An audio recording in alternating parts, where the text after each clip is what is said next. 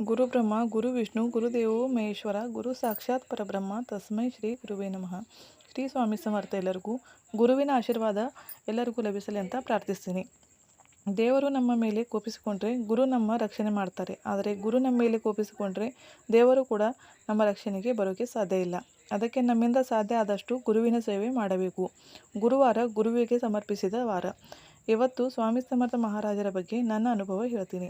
ಮಹಾರಾಜರ ಪ್ರಕಟ ದಿನದ ವೇಳೆಯಲ್ಲಿ 21 ಸ್ವಾಮಿ ಸಮರ್ಥ ಪಾರಾಯಣದ ಸಂಕಲ್ಪ ಮಾಡಿದ್ದೆ. ನನಗೆ ಚಿಕ್ಕ ಮಕ್ಕಳಿವೆ. ಅದಕ್ಕಾಗಿ ನಾನು ಬೆಳಿಗ್ಗೆ 4 ಗಂಟೆಗೆ ಎದ್ದು ಪೂಜೆ ಮಾಡಿ ಗ್ರಂಥ ಓದಲು ಕೊಡ್ತಾ ಇದ್ದೆ.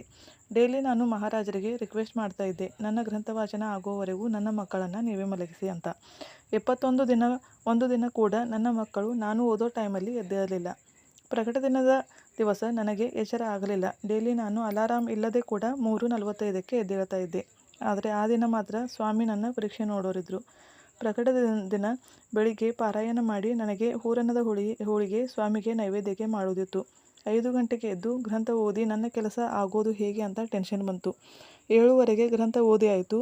ಹೋಳಿಗೆಗೆ ಬೇಳೆ ಕುಕ್ಕರ್ಗೆ ಹಚ್ಚಿದೆ. 10:15ಗೆ ಆರತಿಗೆ ಹೋಗೋ ಮನಸ್ಸಿತ್ತು.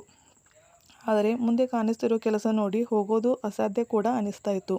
ಆದರೆ ಸ್ವಾಮಿ ಇದ್ರ ಜೊತೆ ನನ್ನಿಂದ ಎಲ್ಲ ಕೆಲಸ ಬೇಗ ಮಾಡಿಸಿ ಆರತಿಗೂ ಕೂಡ ಕರೆಸಿಕೊಂಡ್ರು. ಸಂಜೆಗೆ ನಮ್ಮ ಊರಿನ ಹತ್ತಿರವಿರುವ ದತ್ತಧಾಮಕ್ಕೆ ದರ್ಶನಕ್ಕೆ ಹೋಗೋದು ಮನಸ್ಸಿತ್ತು.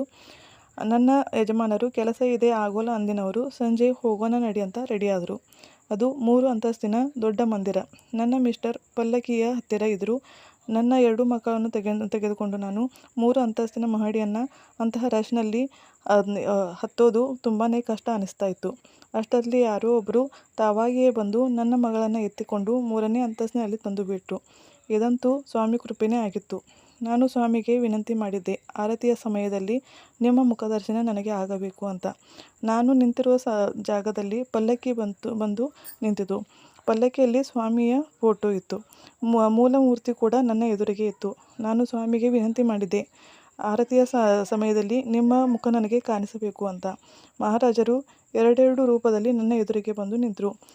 ಆ ದಿನ ಕಣ್ಣೀರು ತಾನಾಗಿಯೇ ಕಣ್ಣಿಂದ ಹರಿತಾ ಇದ್ದು. ನನ್ನ ಅನುಭವ ನಿಮಗೆ ಹೇಗೆ ಅನಿಸ್ತು ಅಂತ ಹೇಳಿ. ಶ್ರೀ ಸ್ವಾಮಿ ಸಮರ್ಥ.